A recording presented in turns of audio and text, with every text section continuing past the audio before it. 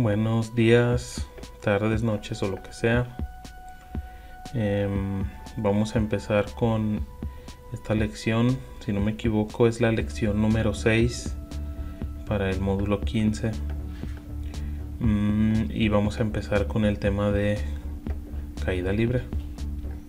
No estamos viendo directamente el movimiento, ¿verdad? No es un módulo de física, es más de matemáticas. Entonces este tema de caída libre pues nos lo presentan pues para involucrarnos un poco con cómo se maneja una función y pues lo que involucra el cálculo en este tipo de cosas, ¿verdad? Entonces pues vamos a empezar. Vamos a tratar de avanzar a buen ritmo. No quiero tomarme mucho tiempo, pero tampoco me lo quiero brincar por completo. Entonces vamos a ver. Determinar en cualquier instante la velocidad de un cierto cuerpo, objeto o proyectil que cae libremente por acción de la gravedad sí ha sido históricamente un gran desafío para el ser humano, sobre todo porque el establecer métodos de análisis cuantitativos y cualitativos que contribuyan a estudiar y tratar este tipo de fenómenos ha propiciado avances científicos, tecnológicos y la necesaria comprensión de nuestro entorno. Esto pues es una introducción, ¿verdad?, al para qué sirven estos estudios. No dice y se sabe, y los matemáticos y los científicos en general saben que a veces la investigación que no llega a un resultado óptimo es la mejor investigación. ¿Por qué? Porque desarrollan nuevas técnicas, desarrollan nueva tecnología, desarrollan nuevos métodos.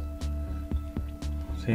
No tanto es resolver un problema, sino las herramientas que surgen de tratar de resolver ese problema. De ahí es donde surgen cosas nuevas. Entonces dice aquí, con base en la ley de caída libre propuesta por Galileo, la distancia desde el nivel del piso de un proyectil que cae desde una cierta altura, despreciando la resistencia del aire, esto tiene que quedarles muy claro. ¿Por qué? Pues porque ustedes van a leer aquí todo el tiempo que todo cae a la misma velocidad y esto y aquello. Y pues en la realidad uno no ve eso. Uno ve que si suelta una hoja de papel y suelta una piedra, pues cae primero la piedra, ¿verdad? Pero eso se debe a la resistencia del aire, no se debe a la gravedad ni a otra cosa. Entonces, si no hubiera aire, gases, pues caerían a la misma velocidad. La gravedad, recuerden que es una fuerza, no es un gas, no es materia. Entonces estas leyes de caída libre se deben a fuerzas, no a materia, ¿verdad? No a esta materia que es el aire. Por eso hay que tener cuidado con eso. Uno naturalmente ve otra cosa. Bueno, esta es la ecuación que define la caída libre. Se presenta en el módulo 19, si no me equivoco. Y pues es... Bueno, de hecho ahí debería declarar algo en el módulo 19, si no me equivoco. Déjenme ver. Quiero ver bien si es en el 19. Sí es el 19. Yo lo tengo ya corregido, pero casi en todo el libro aparece la ecuación mal escrita, con el cuadrado en la aceleración en lugar de con el cuadrado en el tiempo. Ok, solo donde está escrita, cuando la resuelven bien con el cuadrado en su lugar. Ok, miren, si se fijan aquí, el 2 está cambiado, yo se lo cambié. El 2, de hecho, toda la ecuación aquí está copiada. Fijan, aquí aparece un 0 de más, porque en todo el libro aparecía mal, aparecía con el cuadrado en la A. Sí, entonces me fui por toda esta unidad cambiando la ecuación por la correcta, y hay más arriba, son muchas veces, no crean que son esas 5 veces que acaban de ver. Miren, aquí sí está mal, aquí no la corregí. En todo el libro aparece así, pero en el módulo 19, no es el que estamos viendo. pero es donde se ve esta ecuación de lleno. Casi toda una unidad está dedicada a esta ecuación y está mal escrita, ¿sí? El cuadrado va en la T. Entonces es por si tenían la duda, por si están estudiando otros módulos al mismo tiempo, por si van a estudiar el 19 después de este, por cualquier cosa, para que sepan. Yo pues este es mi libro que yo descargué, yo lo tengo ya editado con las ecuaciones casi todas corregidas. Miren, aquí no está corregido, pero aquí sí, aquí está corregido, todo esto está corregido. Pero si ustedes lo descargan, pues va a estar mal con el error. Solo es para que sepan, ¿verdad? Aquí está bien, allá era A, acá es G, no importa, pero aquí se ve bien el cuadrado en el tiempo, eso es lo importante. Y dice, dt es la función de distancia que representa el movimiento del proyectil y t es la variable independiente que representa el tiempo transcurrido, ¿sí? T es tiempo, d es distancia, ¿ok? Este paréntesis no es una multiplicación como lo hemos visto en otros temas de matemáticas. Aquí de este lado, este paréntesis no significa que están multiplicando, significa que esta distancia depende del tiempo. ¿De cuál tiempo? De este tiempo, de que está del otro lado del igual. Aquí está el valor de la gravedad, menos 9.8 metros sobre segundo al cuadrado. Es el valor aproximado de la gravedad. El signo negativo hace referencia al movimiento del objeto con dirección hacia el centro del planeta, que nosotros decimos hacia abajo, ¿verdad? Abajo de nosotros está el centro del planeta, siempre. D0, o sea, este valor que está acá, lo voy a remarcar para que lo noten. Bueno, este es la distancia inicial al suelo desde donde se suelta o arroja el objeto, ¿verdad? O el proyectil. Esa es la distancia inicial, o D0, ¿verdad? Y V0 es la velocidad inicial, o sea, con qué velocidad empezó a moverse el proyectil en nuestro problema o en nuestra situación. ¿Sí? Y yo estoy seguro de que si le preguntan a cualquier persona o a casi cualquier persona que no haya visto estos temas ya antes sobre qué cae primero, si por ejemplo una piedra o una bolita de unicel, esa persona va a decir que cae primero la piedra, ¿ok? Y recuerden que la única razón por la que está en lo correcto es por la resistencia del aire, pero en las ciencias, sobre todo en la física, se hacen muchas restricciones, y en estos temas se tiene la restricción del aire. Aquí son problemas donde no hay aire, ¿sí? O sea, parece algo muy alejado de la realidad, ¿verdad? Pero esta física se va hasta el espacio, entonces allí la física es real, como la estamos viendo aquí. Aquí no tanto, pero se puede hacer. Hay cámaras de vacío, hay lugares donde hay poco aire, como en una montaña a 6000 metros de altura. Ahí sí va a haber muy poca resistencia del aire, y ahí sí van a ser reales las ecuaciones, ¿verdad? Aquí son aproximaciones para nosotros aquí en la Tierra con aire, pero bueno, son aproximaciones muy útiles. Bueno, esto que dice, para saber más, yo les diría, si estuviera dando mis clases normales, léanlo en su casa, o se los dejaría de tarea que me lo escriban o me lo expliquen escrito, ¿verdad?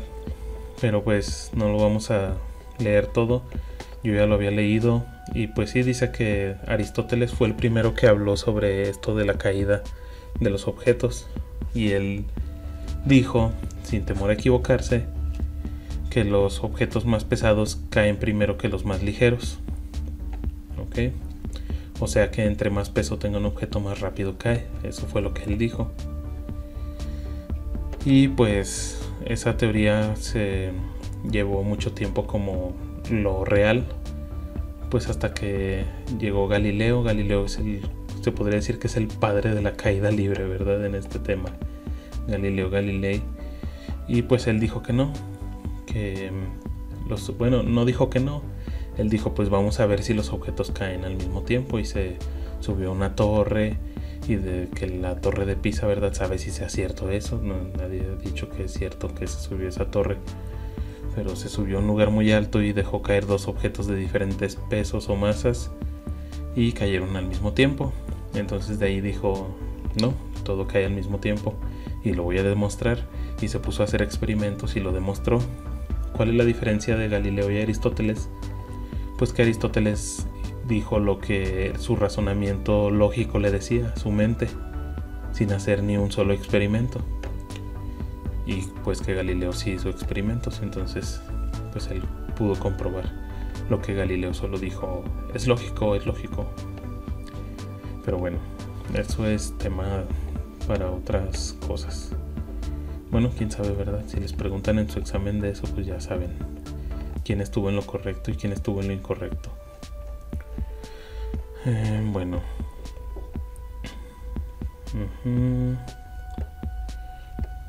Bueno, este es un esquema de una caída libre, ¿verdad? Un objeto está a cierta altura y se cae. Y estos son los valores iniciales, la distancia a la que está al inicio y la velocidad que tiene al inicio. Son los únicos dos valores que hay al principio. Y dice, a continuación se describe un ejemplo concreto donde la caída libre de un cuerpo permite determinar una razón instantánea de cambio. En este caso la velocidad es lo que la razón de cambio, ¿verdad? La velocidad.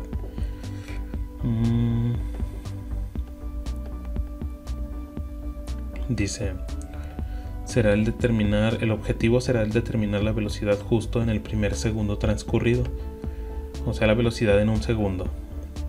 Si se dan cuenta, si lo recuerdan del módulo 19, allá solo se ven velocidades instantáneas, en instantes de tiempo, velocidades promedio, por así decirlo. La velocidad después de 3 segundos, la velocidad después de 5 segundos o así, ¿no? Pero ¿qué pasa si yo quisiera saber la velocidad en cualquier momento?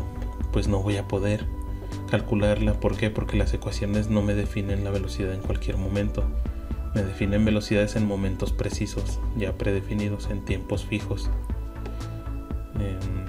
Entonces, pues, sí es cierto, un objeto cada vez que mientras va cayendo va a ir más rápido, con una mayor velocidad. Ok, entonces, ¿cómo saber a qué velocidad va en cualquier instante? Pues para eso sirve el cálculo, que es lo que estamos viendo ahorita, cálculo. Ahorita no vamos a resolverlo con cálculo porque todavía no aprendemos cálculo, pero pues este es el indicio, ¿verdad?, de que este problema no se puede resolver exactamente. Aquí es lo que nos van a demostrar nada más. Dice que un objeto se deja caer, si algo se deja caer, o sea, si lo sueltas, su velocidad inicial es 0, porque primero lo tenías pues agarrado, ¿verdad? No se estaba moviendo. En cuanto lo sueltas, empieza a aumentar su velocidad desde 0. ¿Hasta qué? Pues hasta que llegue al suelo, la altura con la que llegue, un instante antes de tocar el suelo, obviamente. Y dice que la altura de la que se dejó caer son 78.4 metros. Y nos preguntan qué ecuación se obtiene al sustituir los datos en la ecuación 1. Escríbela aquí a continuación. Y pues mi ecuación 1 es esta, ¿verdad? ¿Qué tengo que poner? Pues solo tengo que poner el valor de la velocidad inicial y el valor de la distancia inicial y de la gravedad, ¿verdad?, en esta ecuación. No lo voy a poner, pero ya saben, parece que ellos ya lo hicieron, ¿verdad? Observa que la función distancia depende del tiempo y describe el movimiento del objeto. Si tu respuesta coincide con la ecuación siguiente, lo has hecho bien. Si no, revisa tu razonamiento previo. Ok, yo creo que sí estoy bien. ¿Por qué? Pues porque dice sustituye los valores. Aquí tenía la gravedad entre 2, ¿verdad? Si está acá el entre 2, déjenme ver, como que no recuerdo. Así está, el entre 2. Pensé que no lo habían escrito. Gravedad entre 2, 9.8 entre 2, 4.9. Negativo, ¿verdad? Es la gravedad. y aquí sale velocidad inicial por tiempo. Aquí hay algo mal. Ok, esta ecuación está mal escrita, hay que corregirla. Y así se van a encontrar muchos errores en los libros. Tienen errores que les faltó escribir una letra, o que pusieron una letra por otra, o cosas así, ¿verdad? Entonces tienen que tener mucho cuidado con eso. Aquí les faltó la T. ¿Por qué? Porque era velocidad inicial por tiempo. Aquí está la velocidad inicial, que acá no la dicen, ¿verdad? Perdón, estoy yo mal. No, sí, velocidad inicial por tiempo más distancia inicial. Ok. Borrón y cuenta nueva. La velocidad inicial es 0. Por el tiempo pues te da 0. Aquí no está, ¿verdad? Ni la velocidad inicial ni el tiempo. Y esta es la distancia inicial, o sea, la altura desde donde se dejó caer ese objeto, lo que sea ese objeto, ¿verdad? No sé qué es, pero ese objeto. Bueno, ahí dice un móvil, podría ser un celular.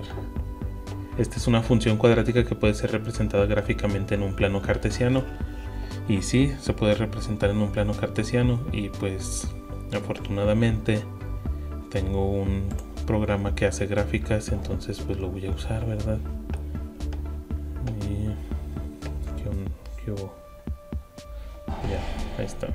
Aquí voy a escribir nada más la ecuación y ya. Voy a escribir y igual.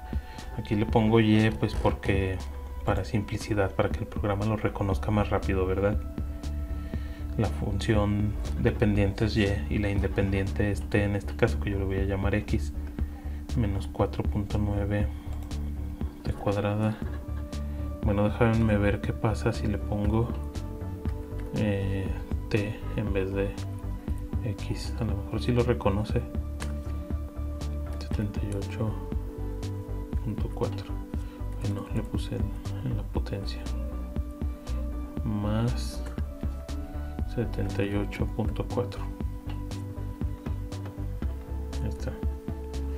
¿Dónde está? No, parece que no la reconoce con T. Le voy a poner X. Ahí.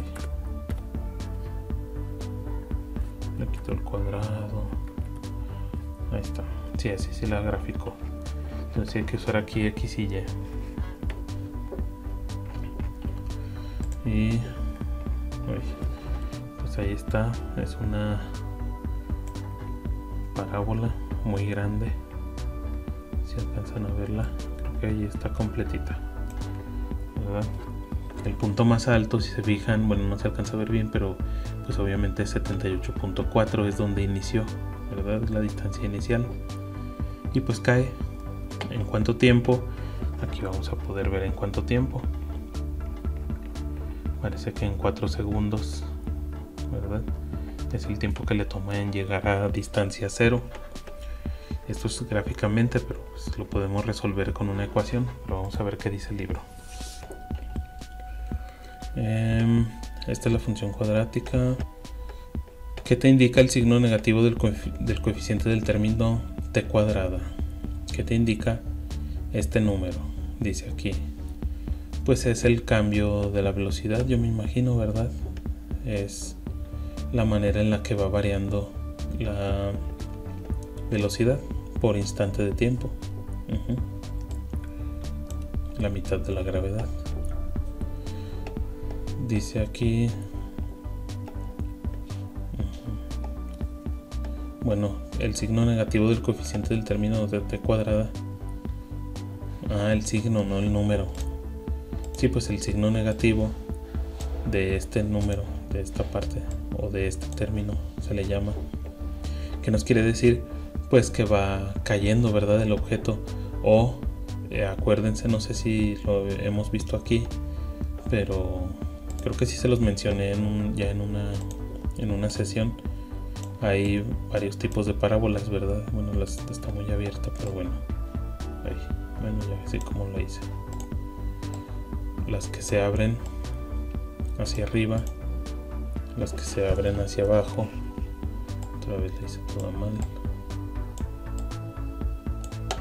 ¿sí? Y las que se abren hacia la derecha o la izquierda son las más normales, ¿verdad? Obviamente hay muchas más, estos son solo ejemplos, pero pues bueno, ahí están, ¿ok? Y todo esto se debe prácticamente al término que tiene el cuadrado, si se va a abrir hacia abajo, si se va a abrir hacia arriba, si se va a abrir a la derecha o si se va a abrir a la izquierda, ¿ok? Esta en general va a ser una ecuación que tiene menos un número y el x cuadrada, o sea el término independiente al cuadrado. Esta en general va a ser un número, le puse p pero no es p, ¿verdad? Es cualquier otro número. De hecho en geometría analítica este número se llama 4p, ¿verdad? No p, se llama 4p, pero bueno, si se va a abrir así significa que es con la variable dependiente al cuadrado, y si se abre hacia este lado pues va a ser con negativo la variable dependiente al cuadrado, ok. Ahí está, esos son los 4 tipos de parábolas básicas, ok, o de ecuación cuadrática básica, su gráfica. En este caso es con signo negativo y con la variable independiente al cuadrado, entonces es con signo negativo y la variable independiente al cuadrado, estamos en este caso, ¿sí? Por eso se abre hacia abajo. Y bueno, aquí dice que reflexiones sobre tu razonamiento. Si no respondiste bien eso, pues yo reflexiono sobre mi razonamiento, porque yo también lo respondí mal, ¿verdad? Yo respondí que pues esto significaba el cambio de la velocidad, que sí significa eso, ¿verdad? Pero no me preguntaban eso, me preguntaban gráficamente. Pero bueno, ¿cuál es el eje de simetría? Pues es como al principio su velocidad es 0. El eje de simetría es el eje vertical, o el eje Y, o el eje de la distancia, ¿verdad? Y pues aquí está la respuesta: eje vertical de la distancia. Si no respondiste eso, revisa tu proceso de reflexión. Los cortes con los ejes de coordenadas del plano cartesiano, tiempo contra distancia, se determinan a continuación. Y bueno, ¿cómo se determinan matemáticamente? Pones aquí un 0, ¿ok?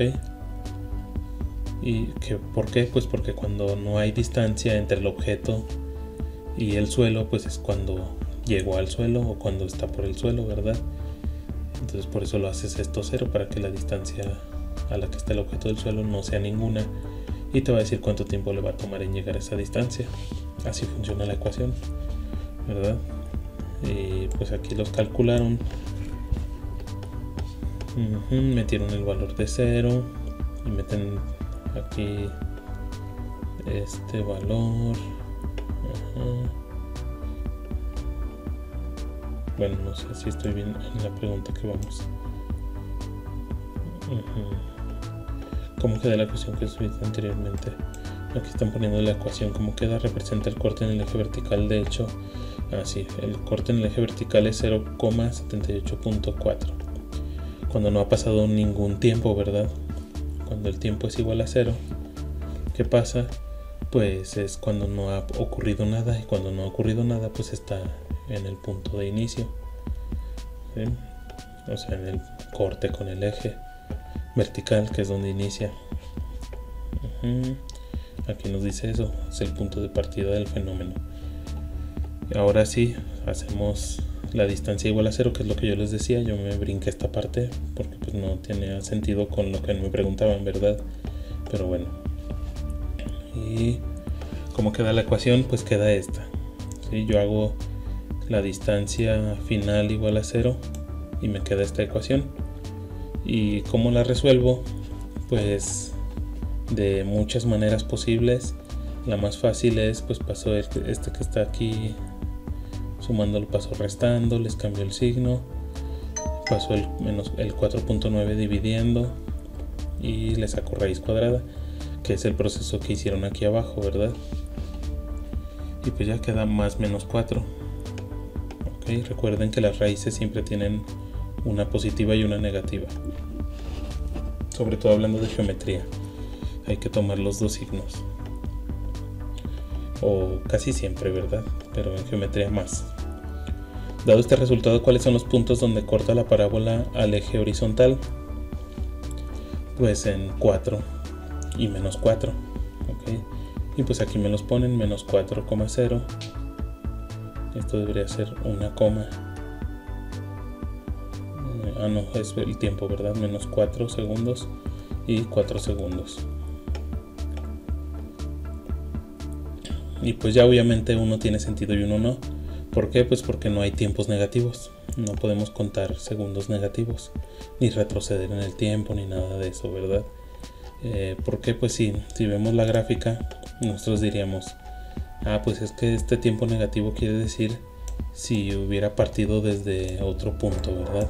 Para llegar a la velocidad 0 en el punto 78.4 tendría que haber empezado lanzándose hace 4 segundos, que pues sí, ¿verdad? Si fuera una parábola normal, pero no se lanzó. Esto es si se hubiera lanzado, pero no se lanzó, solo se dejó caer de aquí. Es por eso que no tiene sentido ese menos 4 segundos para nosotros. Y bueno, la figura 2 hay dos veces que viene el fenómeno anterior. Vamos a ver las figuras. Aquí están, ¿verdad? Bueno, ahí está la gráfica. Y dice, esta es la caída normal y esta es la gráfica. Aquí se ve mejor porque hicieron los ejes más grandes. Pues ahí está la ecuación. Bueno, aquí está la ecuación. Aquí está la gráfica de la ecuación. Y aquí están los tiempos, negativo y positivo. ¿Cuál es el que nos sirve a nosotros? El positivo. Todo esto de atrás nos serviría si yo supiera que el objeto fue arrojado desde el suelo, ¿verdad? Y que llegó a 78.4 metros con velocidad 0. O sea, ese sería el punto más alto y luego volvió a caer. Ahí me serviría, ¿verdad? Cuando me dicen que lo arrojaron, pero no fue arrojado desde tiempo antes, fue dejado caer desde aquí. Entonces todo esto no existe en la realidad. Muy bien. La velocidad promedio es la distancia final menos la distancia inicial entre el tiempo final menos el tiempo inicial. De hecho, pues es una razón de incremento, como lo dice aquí, ¿verdad? Y ustedes ya deberían de saber, si no, pues aquí lo están aprendiendo, que siempre que se calcula algo, una razón de cambio es valor final menos el valor inicial sobre el valor inicial. Esto es una razón de cambio, ¿verdad? Esto siempre se calcula así y es lo que nos dicen aquí: distancia final, distancia inicial entre el tiempo final y el tiempo inicial. Bueno, este es el tiempo que le tomó, ¿verdad? Aquí podríamos decir el valor total, por así decirlo. ¿Ok? Una razón de cambio. Entonces debe quedar claro que la definición anterior está basada en la idea de aproximar la velocidad del proyectil en un intervalo de tiempo a partir de una velocidad constante conocida como velocidad promedio o velocidad media. Dice, permite realizar aproximaciones para determinar la velocidad del proyectil en un instante. Es lo que les decía, ¿verdad? Nosotros podemos calcular la velocidad en instantes de tiempo precisos, pero solo es un promedio. Promedio para poder calcular el valor exacto de la velocidad del proyectil justo en el primer segundo transcurrido. Se toma como ancla un segundo, el tiempo igual a un segundo se toma como ancla, ¿verdad? Y si asignamos valores cada vez más cercanos, tanto mayores como menores que 1. Ok. Y pues aquí está, ¿verdad? El tiempo final es 1. Este es el básico, el base. Yo meto este valor en la ecuación. Esta es mi ecuación, ya la habíamos visto. meto aquí el valor de 1 y me queda de resultado 73.5. Entonces pues obviamente mientras más cerca esté del 1 segundo, ya sea antes o después, más cerca voy a estar del 33.5, ok, que es distancia. Y pues aquí nos hacen todo el cálculo. Nos están mostrando cómo calcular una velocidad promedio, ok. Primero necesitas un tiempo inicial, un tiempo final. Ya tengo aquí mi tiempo inicial, tiempo final. Luego calculas la distancia inicial. Aquí está la inicial. Aquí está la inicial, aquí está la final. Ok. Incremento de la distancia. ¿Cómo le haces? Pues distancia final, esta menos distancia inicial. Y aquí queda esta, ¿verdad? Negativo porque la inicial es más grande. Y luego haces el incremento del tiempo de 1 a medio segundo, pues medio segundo.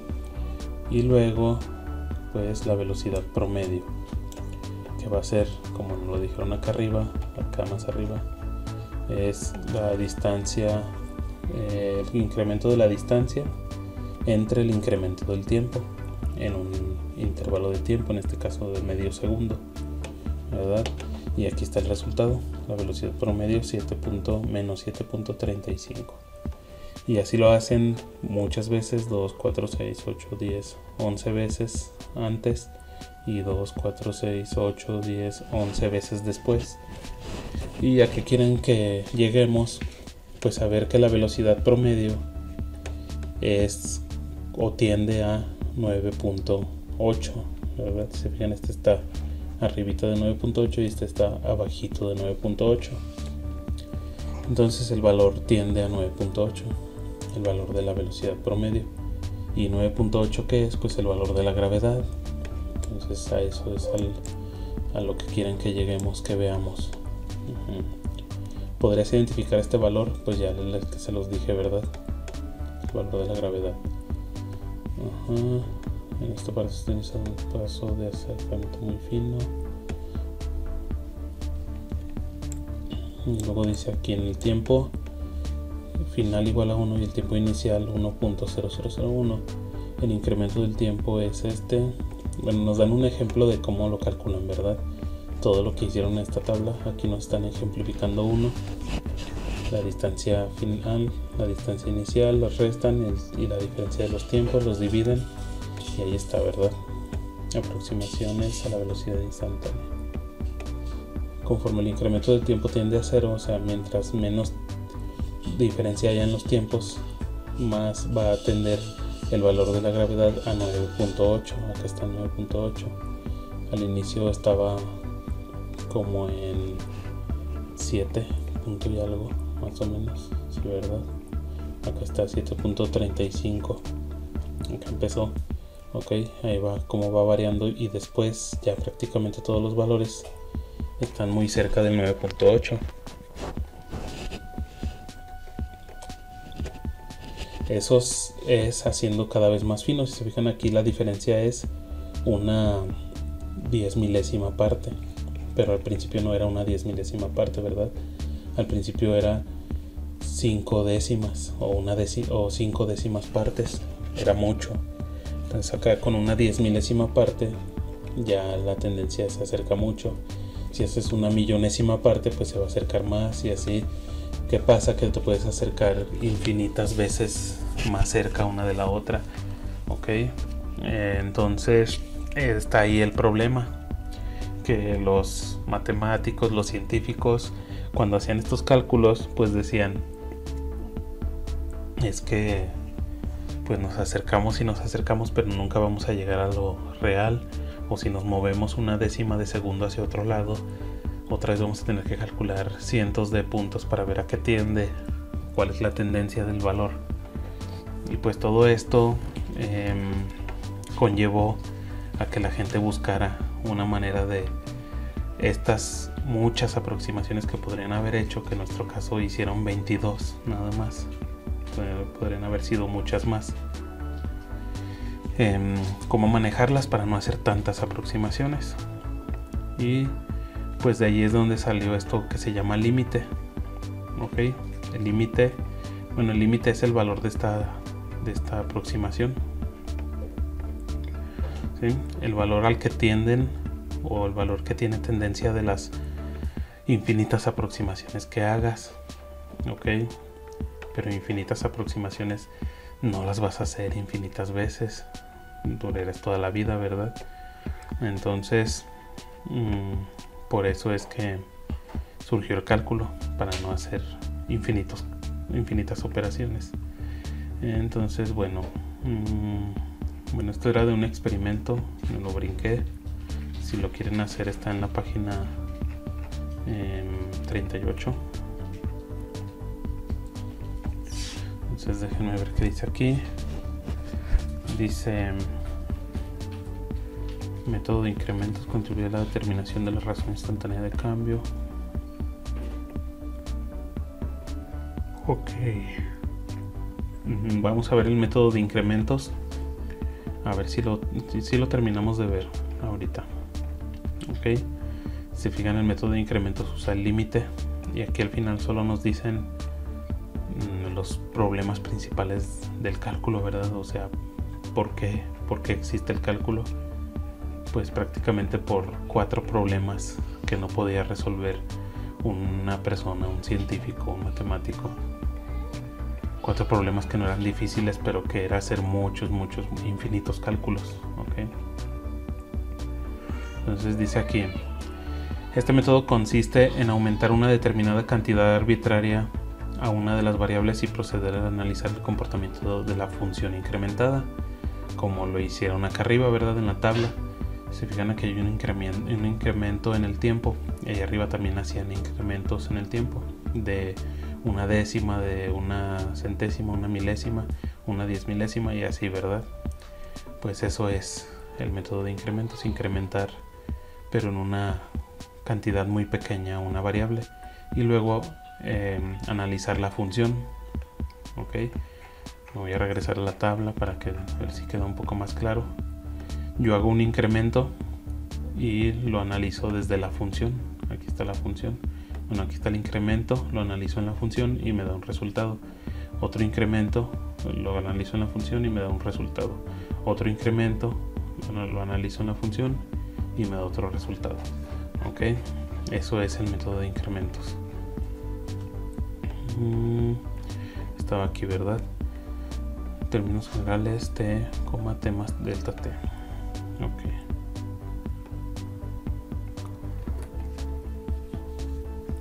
Bueno, si esta es una delta t, es el incremento. El delta t es un incremento. Bueno, el delta normalmente define incrementos pequeños. Normalmente, no forzosamente, en realidad solo es un cambio, ¿verdad? Delta yo lo conozco como cambio, así lo aprendí. Sí, que este es una delta mayúscula en el alfabeto griego. Cuando queríamos definir en mis estudios un cambio muy pequeño, poníamos una delta minúscula. ¿Okay? Pero eso es otro tema. Es cálculo de variaciones, ¿verdad? Cálculo de variaciones se llamaba la materia. Ahora calculemos la velocidad promedio entre el tiempo t y entre el tiempo que tiene un aumento delta t para la función descrita anteriormente. Y pues, ¿qué hicieron? Tienen la velocidad promedio, distancia final menos distancia inicial, sobre la diferencia del tiempo, ¿verdad? Pero ahora pusieron ese pequeño incremento de tiempo. ¿Sí? Es lo mismo, es la distancia final, pero ahora en vez de ponerle tiempo final, pues ponen el tiempo inicial más el incremento del tiempo. Y abajo pues los tiempos quedan así. ¿Sí? Espero que me esté dando a entender. Lo estoy leyendo muy rápido, creo, pero voy a tratar de hacerlo aquí. Yo tengo tiempo inicial. Esto es lo que está haciendo el libro, aunque no nos lo dijo así explícitamente. Y tengo un tiempo final, que ahora le llamo tiempo más delta tiempo, o cambio del tiempo, o incremento en el tiempo. ¿verdad? Un incremento pequeño normalmente. Ahí está, ¿verdad? Entonces, ¿qué estamos haciendo? Solo estoy en las ecuaciones, en vez de escribir TI y TF, estoy escribiendo T y T más delta T. Es lo único que está pasando, ¿sí?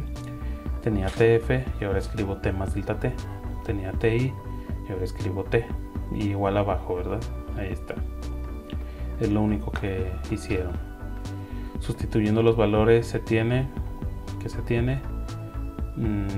los valores de distancia y de tiempo que sí se conocen, ¿verdad?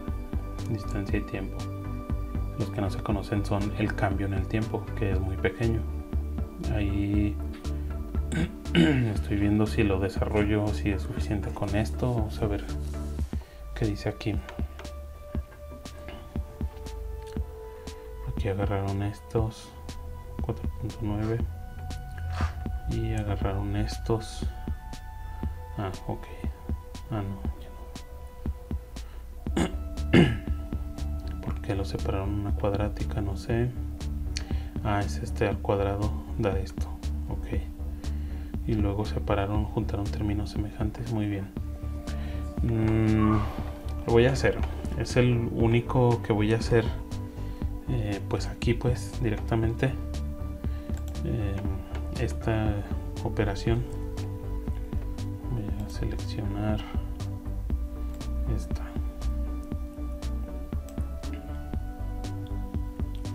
Bueno, recortar esta y luego le pongo más. Ahí está.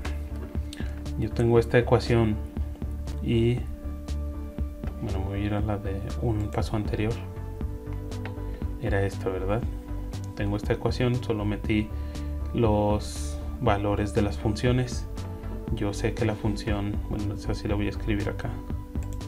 La función con el pincel, distancia, que normalmente depende del tiempo, es igual a un medio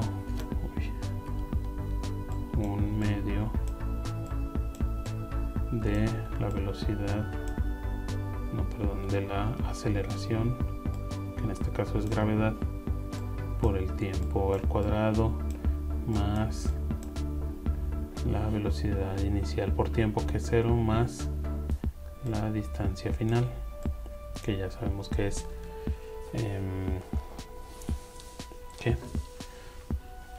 la distancia. Y ya, ¿verdad? De esta ecuación es donde están metiendo los valores. Entonces pues aquí están, y luego desarrollan todo esto para quitar este cuadrado. Yo tengo, yo sé, no sé si ustedes, pero yo vi en el módulo 3, que es de pura álgebra, casi pura álgebra,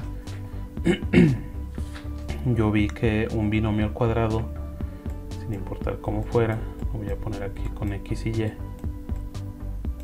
un binomio al cuadrado siempre se desarrolla el primero al cuadrado más el doble del primero por el segundo más el segundo al cuadrado, ¿sí? Sin importar qué binomio sea, si está al cuadrado, así va a ser su respuesta o su desarrollo, ¿verdad? Entonces pues yo lo desarrollo así, el primero al cuadrado, que es lo que hace el libro, ¿verdad? Más 2t delta t, o sea, el primero y el segundo, el doble, y luego más el segundo, que es delta t al cuadrado. Y lo dejaron igual en el libro. Solo es esto, ¿verdad? Esto es lo que el libro no explica, por eso lo quise hacer acá, para que vieran. Esto surge del módulo 3, del binomio al cuadrado del módulo 3, ¿okay? Para que vean que sí es importante ver los módulos completos, ¿okay? Y aprender cosas, no nada más es prepararte para el examen y luego que se te olvide todo. Pero bueno, eso hicieron aquí, elevaron al cuadrado, o lo desarrollaron, y aquí está el resultado, ¿verdad? Quitaron los paréntesis, como multiplicando por 4.9, está, por 4.9 ahí está, y por 4.9 ahí está. y aquí quitaron el paréntesis multiplicando por menos, menos por menos más, menos por más menos. Y listo. Ya después de esto, aquí tampoco explican muy bien cómo pasaron de tener todo esto a tener esto, pero pues hay una parte sencilla. Vamos a hacerlo otra vez en Paint nada más para visualizarlo un poquito mejor. Vamos a seleccionar esta ecuación y vamos a recortar.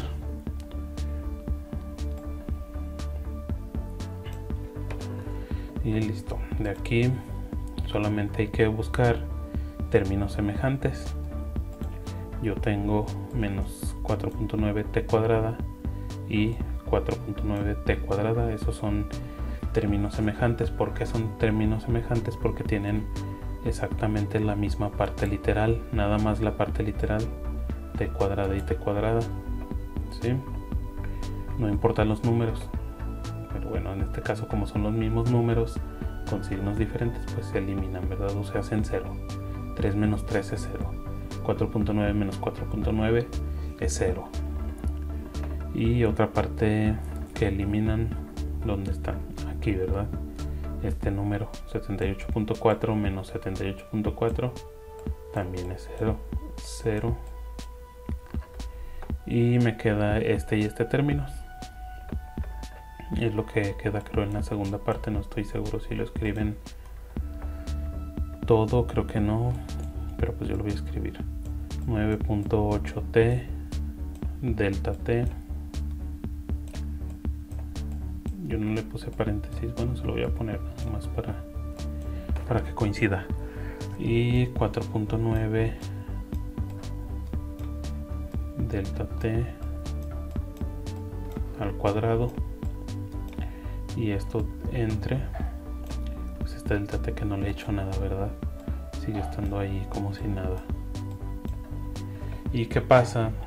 Que también del módulo 3 deberían de saber todos los que lo vieron, e incluso si no lo viste, es un tema de secundaria, entonces pues atento a esa situación. Si no recuerdas esto, o si no pusiste atención en la secundaria, pues deberías de poner atención ahorita.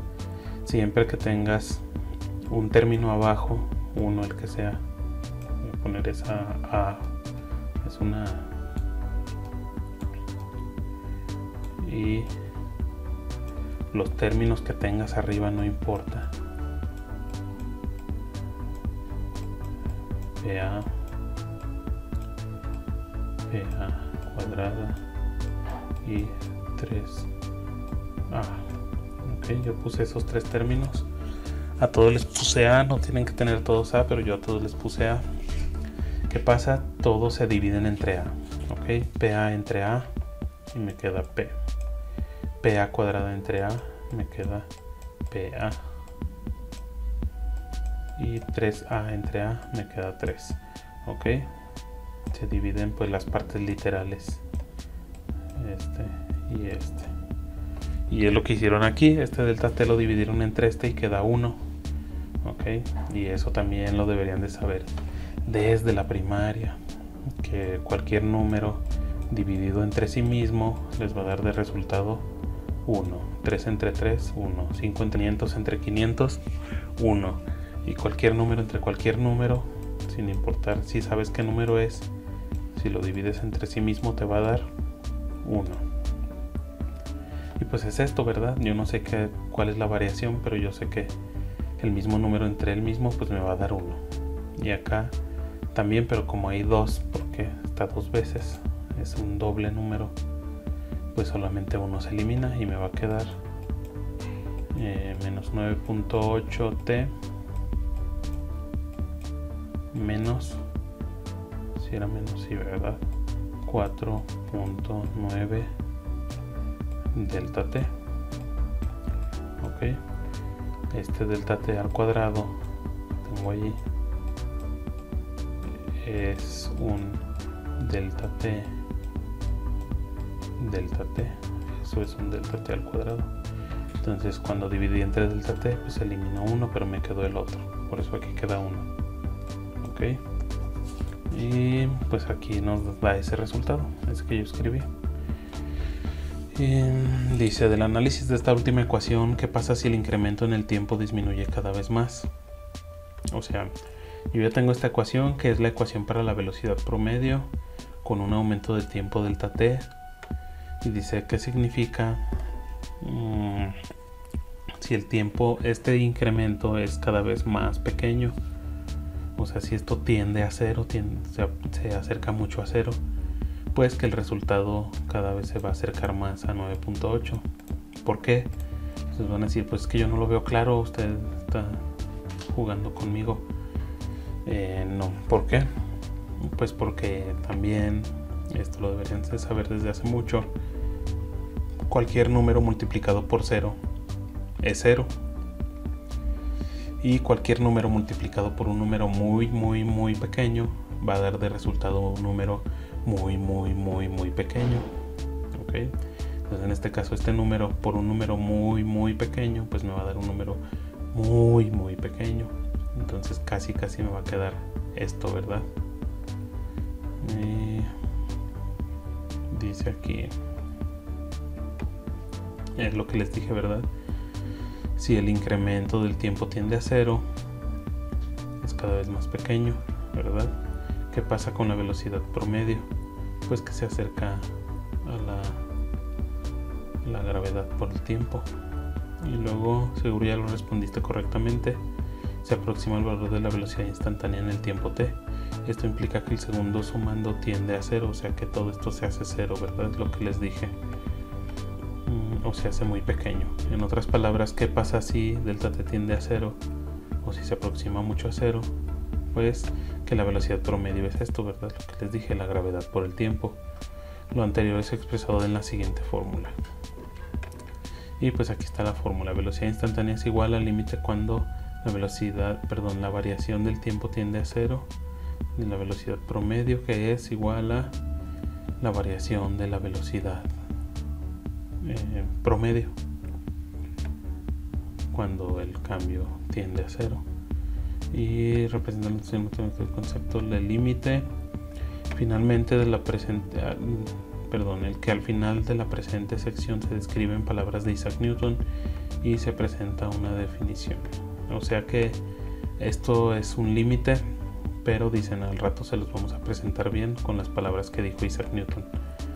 Es decir, en términos del problema planteado se tiene que la velocidad instantánea es el límite de esta ecuación, que es esta última que obtuvimos, cuando el cambio tiende a cero, cuando el cambio es muy pequeño, y el resultado pues es este, ¿verdad? Menos 9.8 t. Y en el tiempo igual a 1 pues va a ser 9.8, ¿verdad? Menos 9.8 por 1 pues sigue siendo menos 9.8. A partir del método de incrementos y con el simple hecho de sustituir valores podemos responder fácilmente la siguiente pregunta: ¿cuál es la velocidad de impacto con el piso del proyectil? O dicho de otra forma, ¿cuál es la velocidad instantánea del proyectil en un tiempo t igual a 4? Que sabemos ya por la gráfica y por lo que vimos que pues el proyectil va a llegar al suelo en 4 segundos. Déjenme quitar esto. Ok, en 4 segundos llega al suelo. Entonces metemos ese 4 en nuestra ecuación de velocidad instantánea, que aquí la tenemos, velocidad instantánea. Y nos da menos 9.8 por 4, o sea menos 39.2, que es una velocidad muy alta, parece que no, ¿verdad? Pero 39.2 metros sobre segundo es mucho. La idea de desarrollo del concepto de límite como método de análisis matemático fue producto del trabajo de muchas generaciones que comenzaron con Arquímedes. Ok.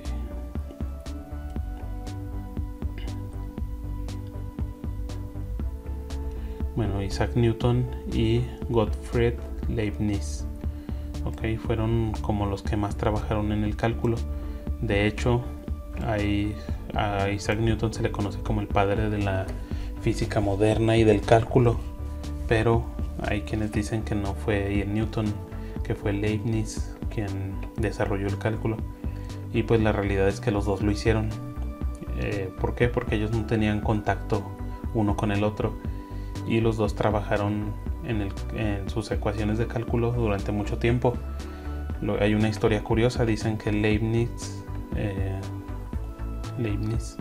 según yo le falta una T a su nombre, pero bueno, dicen que Leibniz estaba desarrollando esas matemáticas llamadas cálculo, o sea, todo esto de las variaciones y las aproximaciones y los límites, todo esto, y lo presentó en un lugar, en la academia de no sé qué, ¿verdad?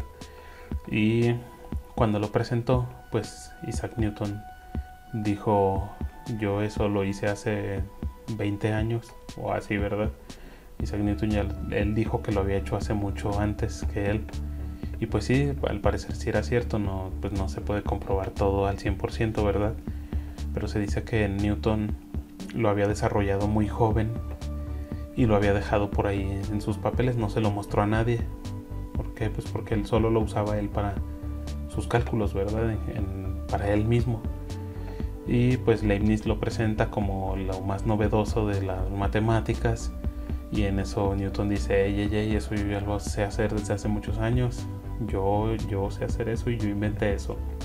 Entonces por eso es que se le da el crédito a Newton, porque pues él lo hizo muchos años antes que Leibniz, aunque nunca se lo enseñó a nadie. Después sacaron sus apuntes y se dieron cuenta que sí, que ya tenían muchos años ahí guardados, y pues dijeron, el comité, no crees que hace poquito el comité de esos tiempos de la universidad de no sé qué, no me acuerdo bien de la historia, pero los checaron y pues sí vieron que los apuntes de Newton tenían muchos años de antigüedad, y pues que allí había usado lo que Leibniz estaba diciendo que él había descubierto.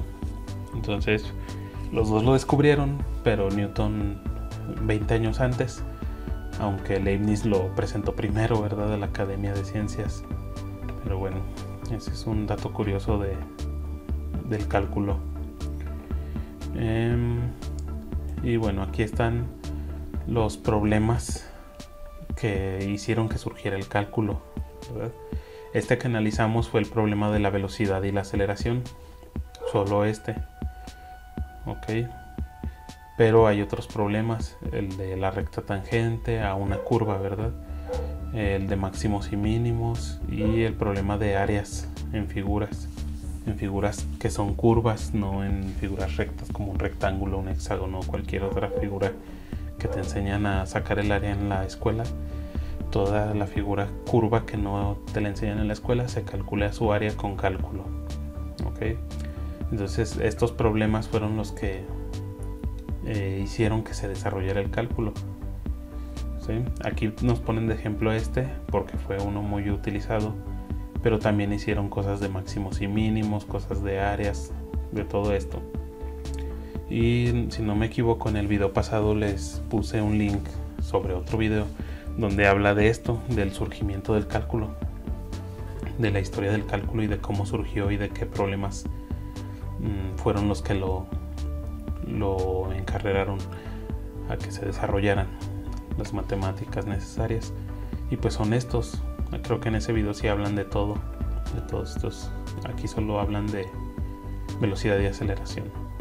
Bueno, en este caso de velocidad y aceleración.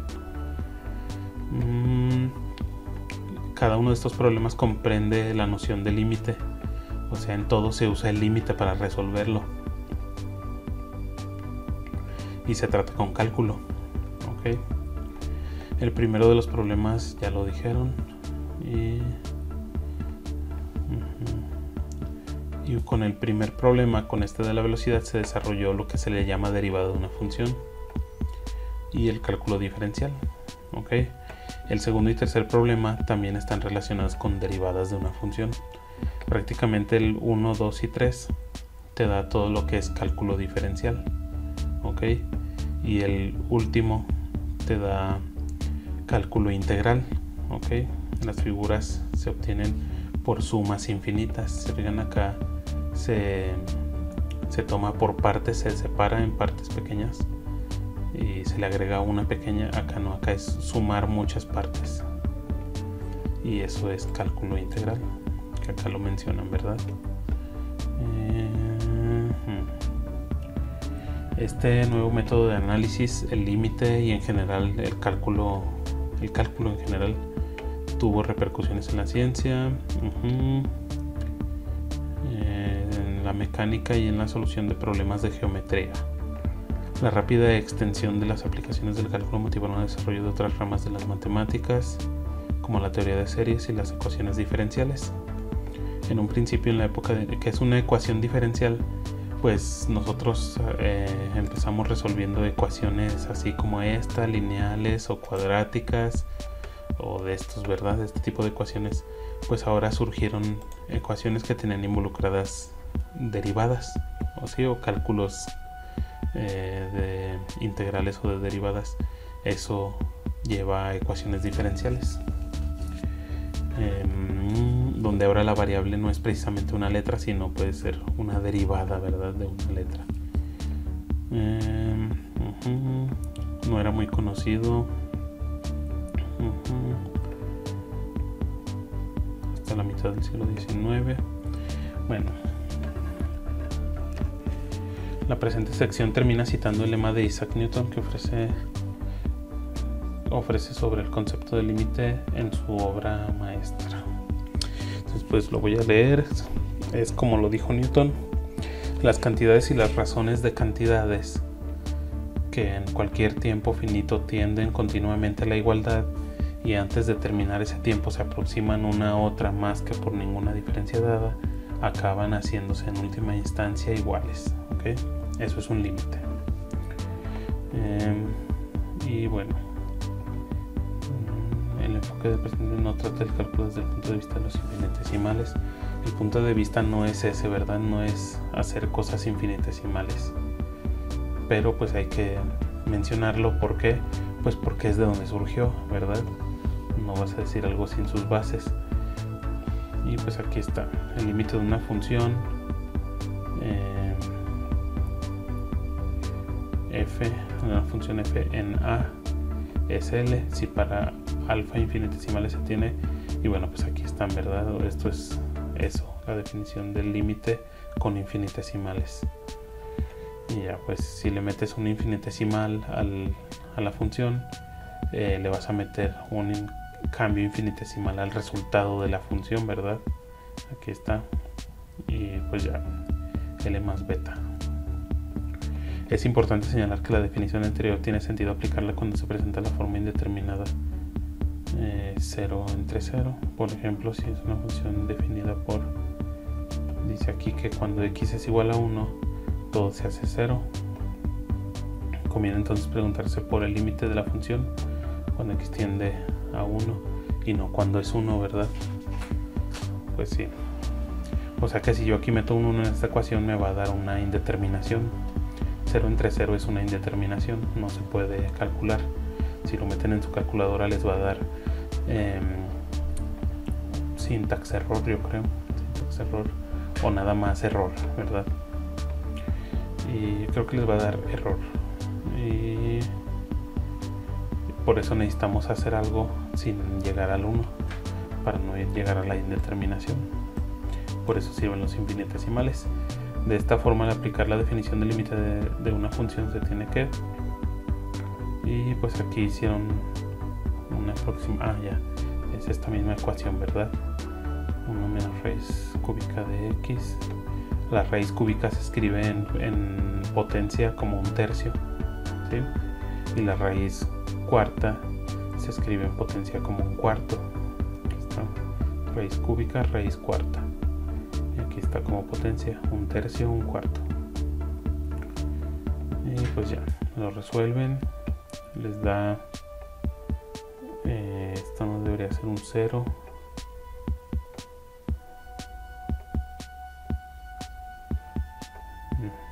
Es un igual aquí.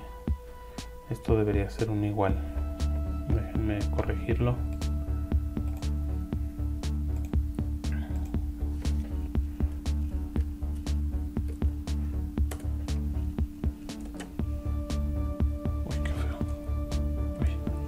Ahí está.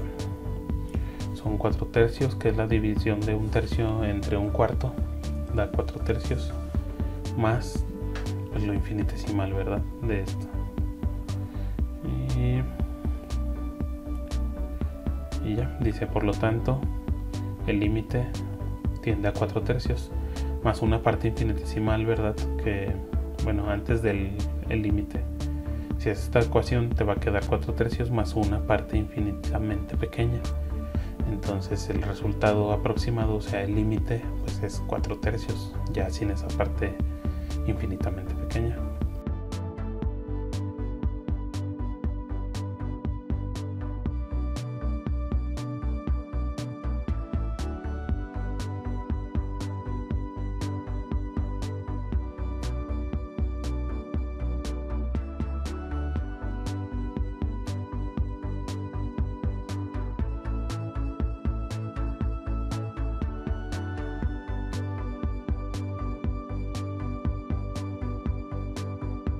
Sería todo por hoy, nos vemos, cuídense y mándenme la tarea a los que toman la clase conmigo, háganlo en su libreta, tómenle fotos, mándenla al grupo, ya saben, nos vemos.